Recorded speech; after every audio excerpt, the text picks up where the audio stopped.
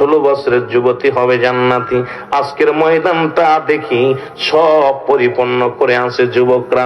আল্লাহ তুমি যুবকদের জান্নাত দিয়া দিও, জোরে বলেন মারহাবা।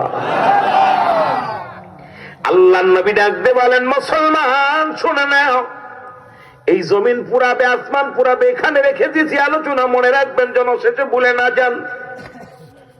নবী ডাক দিয়ে বলে, যুবক রে তুমি তওবা করো, তুমি তওবা করো গো। আল্লাহরে রাজি করবা কেমনে শুনে নাও যুবক। বলি, ইয়া রাসূলুল্লাহ, ইয়া হাবিবাল্লাহ, আমি এমন অন্যায় করেছি, এমন পাপ করেছি নবী গো,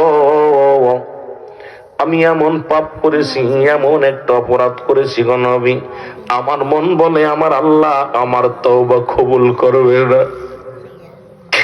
আল্লাহ নবী ডাক